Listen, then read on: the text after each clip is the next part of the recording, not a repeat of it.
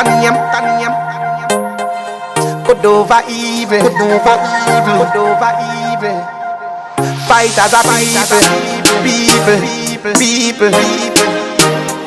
Well, it don't matter what obstacles coming your way. Get it up.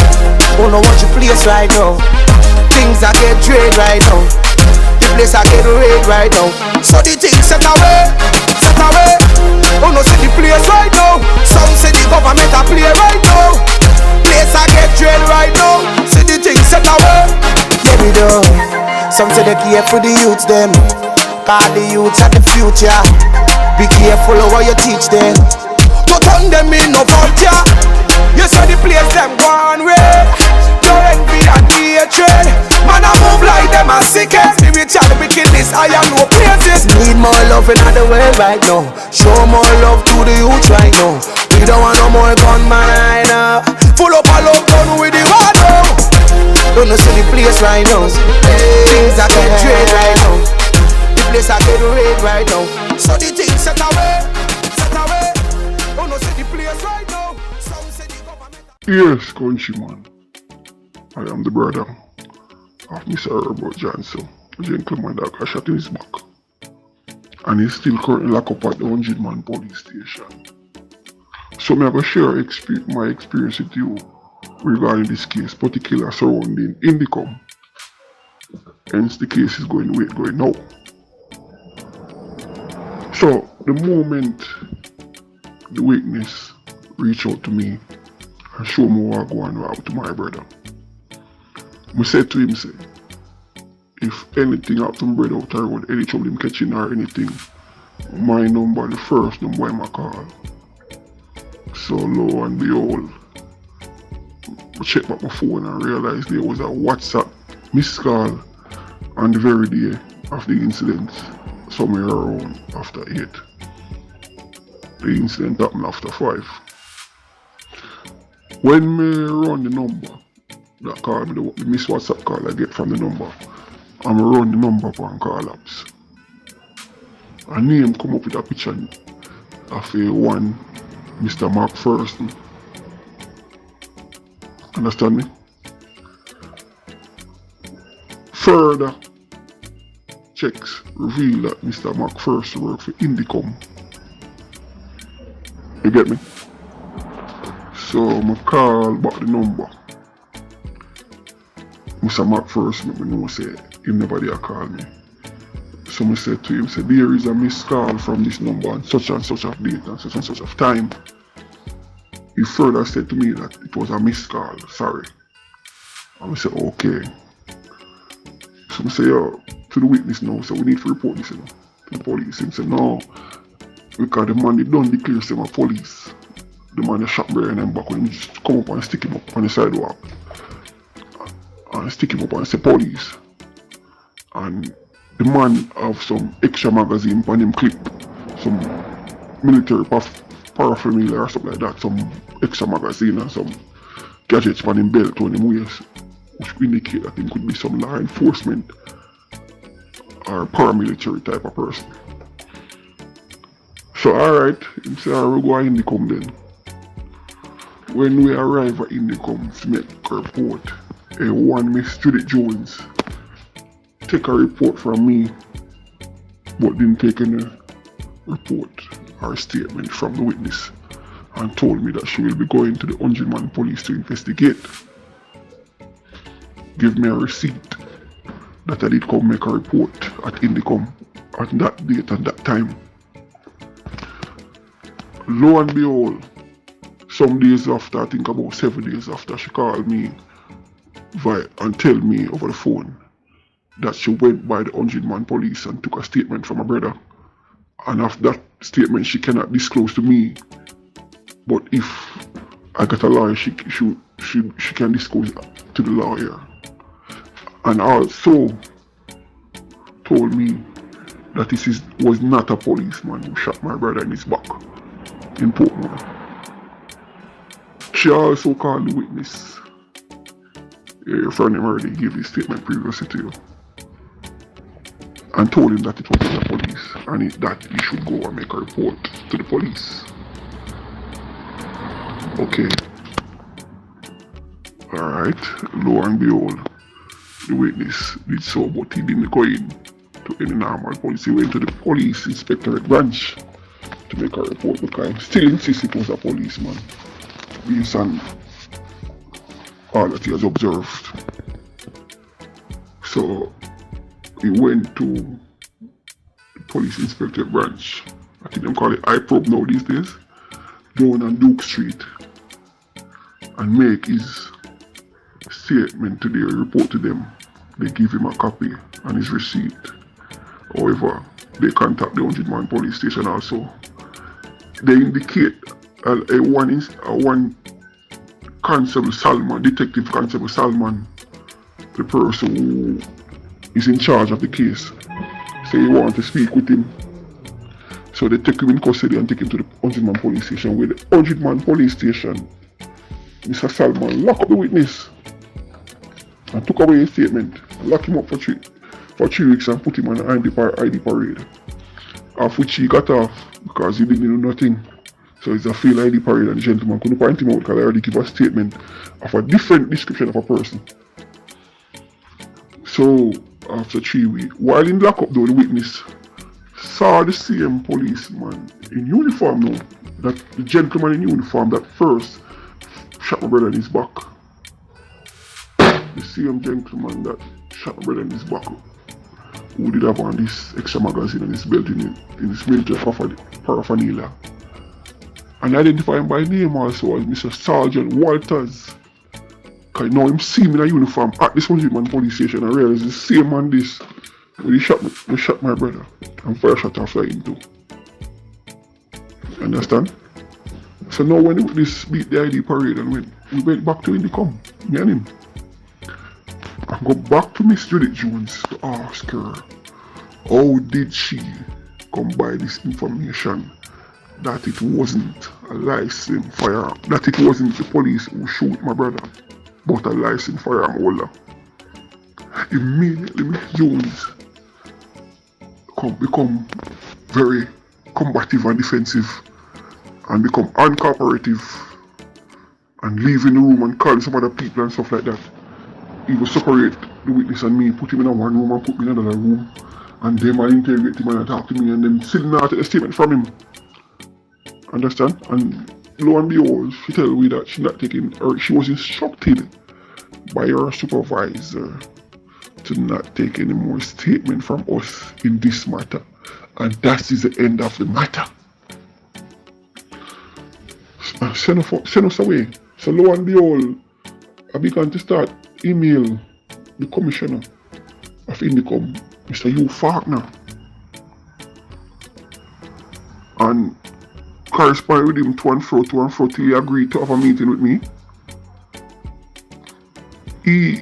So when she have a meeting with Mr. Hugh Faulkner and the supervisor of Miss Judith Jones, A1 Miss Wellington, and they're telling me that the case, they have already go investigate the case and this and that, and the case closed and they finished with it. So I insist that how can the case close when there is a witness to the crime whose statement you refuse to take up to date. Mr. Hugh Faulkner, the commissioner, agreed after some lengthy debating and to and fro in that meeting with me and Wellington and him. Mr. Faulkner agreed to take the statement of the witness and tell us that we should come back and give his statement. However, upon the witness come back to give his statement, I was on the phone with him, when he went to make that statement, and I was outside. And I can clearly hear on the phone the person, the investigator who's supposed to take his statement, clearly telling him after him giving statement that him not taking that statement because I asked him if he know who is Mr. Walters. Mr. Walters is responsible for the 100-man lockup, and Mr. Walters doesn't leave the station, and Mr. Walters will do such things, and all of these things are glorifying the man, glorifying Mr. Walters, and telling him not taking that statement to say that Mr. Walters shot my brother in his back and usher him out. So Indicom So read between the line, you know. Read between the line now. The very first day, the incident that my Indicom officer called me, he was on leave, confirmed by Mr. Rick Jones, and the number he used to call me was an Indicom CUG number. And so Judith Jones go over there. So when them realized that my brother don't know who shot him in his back, they told him it was a lights fire molar. So he gave a statement to such degree that it's a lights fire molar shot him. Because them tell him that. So them take him, Mr. Walters out of the case now completely. Indicom. Mr. What? It obvious what I mean, you know. It obvious what everybody carry between line what I mean, you know.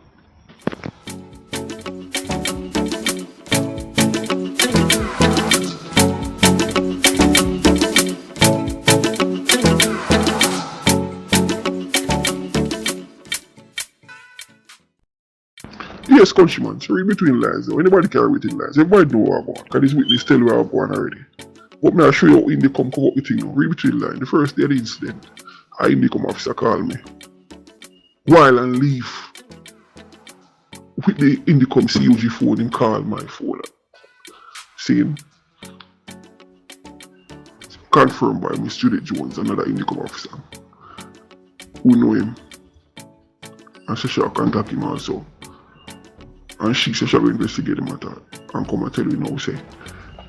After them done, remember I said the witness done tell you say the man get shot from back way, say no know who shot him. And them tell him say it's a lice fire molar shoot him. So when Judith Jones go over there go make the statement, she realized now say he don't know who shot him. And take statement from him go say a lice fire molar shoot him. So now she come think say what them fail to realize say the witness did identify the man and know him look like. You understand? So the moment now she come realize she don't know who shot him, she come with a statement and that's why she tell me she not declare it. She cannot tell me the statement she take from her brother. But that she take a statement and if I have a law she can disclose to the lawyer, but she cannot disclose to me. And tell you what the matter is done. And it's not a police shot him, it's a lice fire and all that.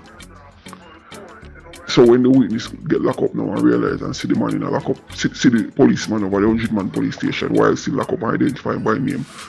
And we'll go back to her now. She can't come to because she blunder already. Because she never get no ballistics report or anything like that to say it's a lice fire molar shooting. She just have follow with me some down the same line and I cover up for her previous co-worker and I cover for herself and I go and can't tell a statement. And for her supervisor, Miss Wellington now also I cover for she because if they go take a statement from the witness now. Judith Jones have to go resign, you know, because she come to me with faulty investigation, come tell you about a civilian, a lice fire molar shoot the man in the police. So that means that she compromised this already too, you know. So first she come officer call you and compromise, she come compromise. So now our supervisor, Wellington, have no choice but cover for she too also. And she personal time so she know Mr. Walters also. Because she have occasion of dealing one time in her complaint. So she know him. So Indicom well know this man. Indicom. So this man is well known to Indicom. He man is my friend. Apparently. Understand? So the commissioner now reached the final level, the commissioner of police now. Him also complicit. Yes, countryman. So read between lines though. Anybody carry between lines. Everybody know where I'm going. Because this witness tell where I'm going already. But may I show you how Indicom come up with thing now. Read between lines. The first day of the incident, a Indicom officer called me while on leave with the Indicom CUG phone and called my phone. Saying confirmed by Miss Judith Jones, another Indicom officer who know him. And so she'll contact him also. And she said she will investigate the matter and come and tell you now, say. After them done, remember I said the witness done tell you say the man get shot from back way, say no know who shot him. And them tell him say it's a lice fire molar shoot him. So when Judith Jones go over there go make the statement, she realized now say he don't know who shot him. And take statement from him go say a lice fire molar shoot him. So now she come think say what them fail to realize say the witness did identify the man and know him look like. You understand? So the moment now she come realize she don't know who shot him, she come with a statement and that's why she tell me she not declare it. She cannot tell me the statement she take from her brother. But that she take a statement, and if I have a law, she can disclose to the lawyer, but she cannot disclose to me. And tell you what the matter is done. And it's not a police shot, it's a license for your arm holder. So when the witness get locked up now and realize and see the man in a lockup, see the policeman over the 100-man police station while still locked up and identify him by name, and we'll go back to her now. She can't come to because she blunder already. Because she never get no ballistics report or anything like that for say it's a license for your mother shooting. She just have follow with me some down the same line and I cover up for her previous co-worker and I cover for herself and I go. I can't take a statement. And for her supervisor, Miss Wellington now, also I cover for she. Because if they go take a statement from the witness now, Judith Jones have to go resign, you know, because she come to me with faulty investigation, come tell you about a civilian, a license for your mother shoot the man in the police. So that means that she compromised this already too, you know. So first she come after call and compromise, she come compromise. So now our supervisor Wellington have no choice but cover for she too also. And she personal time so she know Mr. Walters also. Because she have occasion of dealing one time in her complaint. So she know him. So Indicom well know this man. Indicom. So this man is well known to Indicom. He man is my friend. Apparently. Understand? So the commissioner now reached the final level, the commissioner of police now. Him also complicit. The motto of Indicom state, searching for the truth, striving for justice. Indeed, there was a searching for the truth in this. They don't want the truth to come out in this. And they are certainly not striving for justice. Because they have stonewalled the effort of the witness who saw the entire thing, who was there with the policeman also fire shot after him. Indicom to date have denied this man from making a statement to implicate Sergeant Walters of the Greater Portmore Police Station because they cover for this man. They cover for this career police, this career officer. They're covering for him. Everybody know what happened. Everybody know what took place. Indicom of all the institution we should look up to give people justice. That's a very real to give against the state, the police. Fail in their job. They fell down badly. It's a disgrace. Indicom fell down on this. The commissioner should resign. The entire board were led by the commissioner and Wellington should resign over this. And I'm sure this case isn't the only one. I'm very much sure this case is the only one. And if it should check for a while now, Indicom has been complicit in their job. Before we get into the video, I want you to check out Countryman Canada, the YouTube channel, and also check out the WhatsApp group down below. You understand? In the group, we share information, we talk about a lot of stuff, and any ideas, any kind of videos you guys want me to make, I'll make it for you as long as it's possible for me to do it. So remember, check out the WhatsApp group. Now, let's go.